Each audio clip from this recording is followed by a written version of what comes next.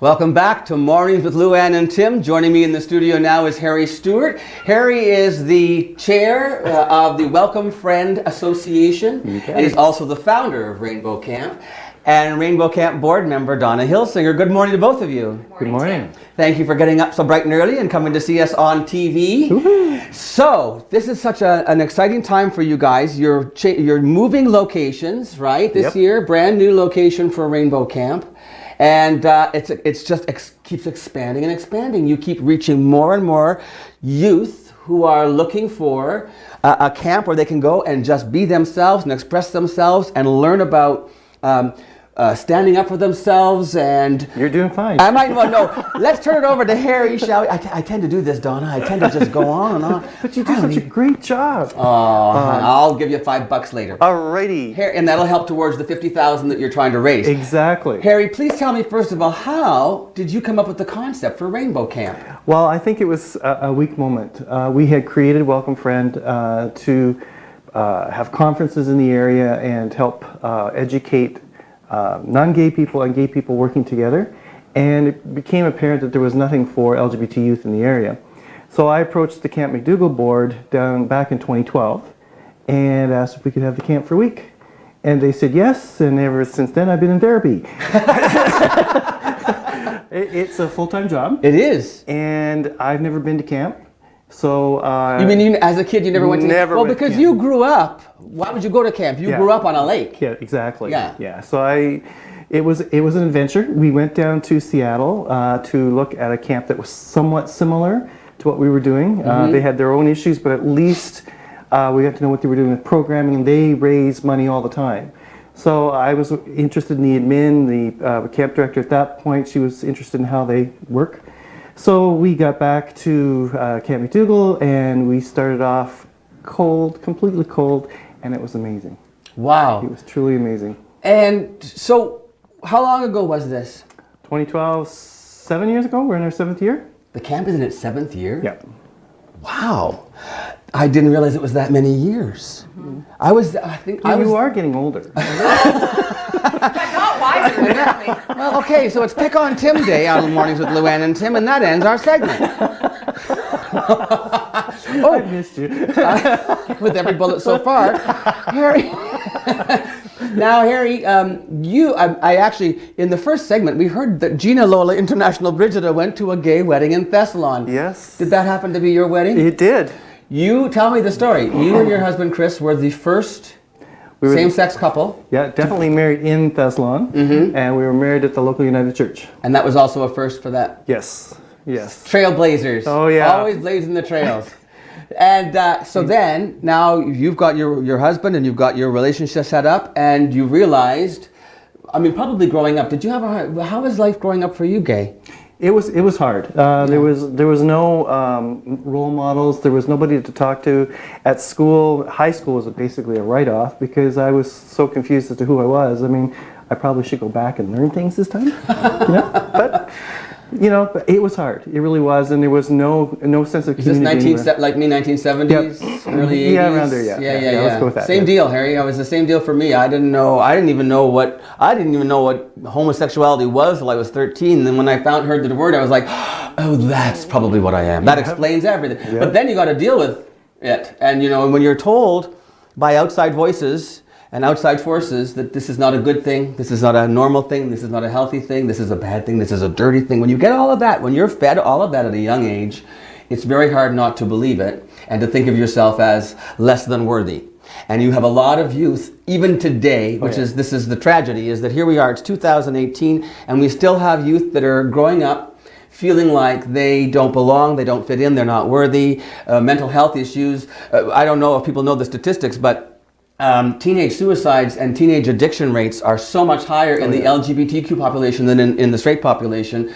So how do you address these issues through the camp? Well, I want to go back to something you said about as far as what people know, because what we found the last couple of years, the kids know all the terms, and they change. I mean, we keep adding to the alphabet, like I don't know, LGBTQ, but what happens is no matter whether they're from rural Ontario or a city, they are still alone. Like you said, they still haven't got the support. A lot of the cities have like 519s in Toronto, Which is a social club in the LGBTQ sort of centric area. Yep, and if you're not comfortable, they don't go.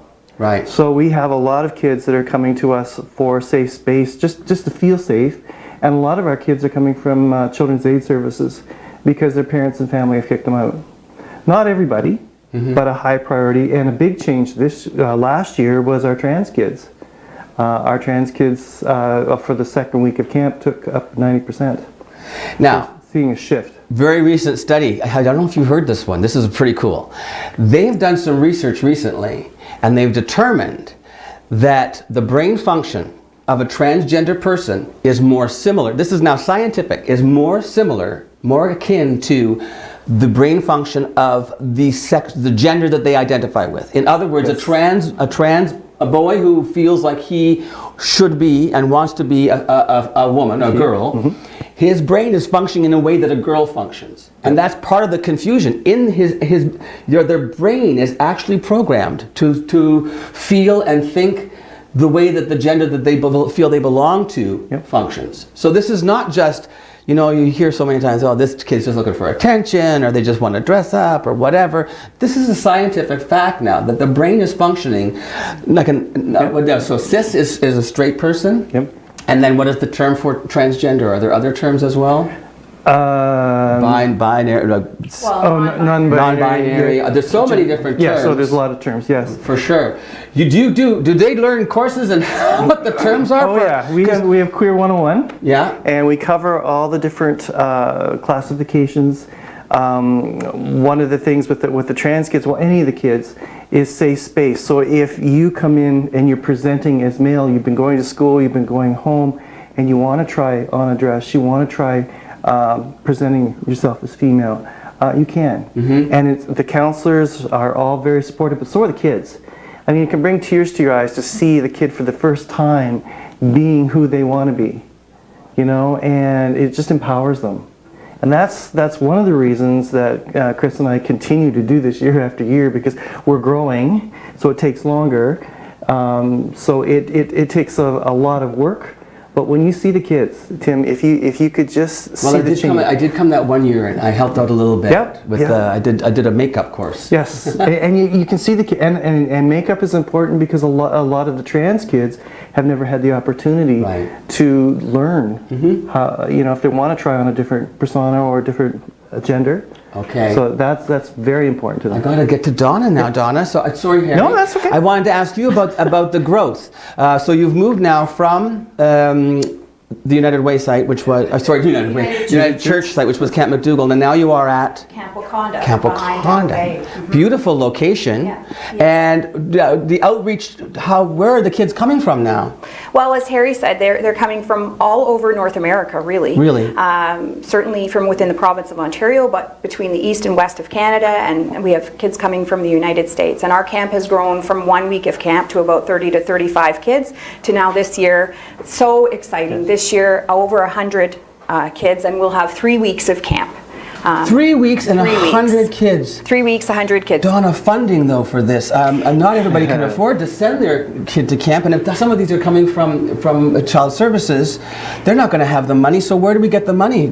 So we do the Rainbow Camp and Welcome Friend Association Board works together to do a lot of fundraising for this, because a lot of kids can't afford to pay to come to camp, and but they deserve a chance to have a safe space for a week. We get kids that come back, you know, 1 and 2 and 3 years in a row. Maybe not 3, but definitely 2. So it's incumbent upon us and the generous, very, very generous support of so many organizations that are just so open-minded and so willing to help us do what we do. It's over, I think, Harry, $150,000 to run 3 weeks of camp. And while we have a lot of donations from various different sources, we're not there yet. And so we have a crowd crowdfunding campaign going on. We were successful in that last year. We have a crowdfunding campaign going on now, hoping to raise $50,000 or That's the looking goal. to raise $50,000. HelpRainbowCamp.com. And any donation, any kind of donation, small or larger, it just helps us get closer. It costs $350 for a young person to be at camp So for the week. $350 per camper for 1 week? For Yes. 1 week. So for and does a camper go for 3 weeks? No, just Oh, 1 week. well, they go 1 week at a time. I Yes. understand. So it's divided by age. So a great thing, if you think this is a wonderful idea, and I certainly do, then a great thing to do would be to go to HelpRainbowCamp.com. HelpRainbowCamp.com, and if you can afford to do $350, you have just paid for Yeah. one camper to attend a week of counseling camp, and it's fun, it's educational, it's a safe space, Yeah. it's a social, nothing like it. Exactly. We have families who are very supportive of their kids during this time and are sending them to camp so they have that time to connect with their peers and with others Yep. in the community Okay. who are also paying for another child Oh, to isn't go that to wonderful? camp. Yeah. You know, we've seen that generosity in the community and from families, and we'd love to see some more support. So would I. Thank you so much for being here. That's our time this morning. Donna Thanks. Hilsinger and Harry Stewart from Rainbow Camp. If you want to help fund, once again, it is helprainbowcamp.ca. Com.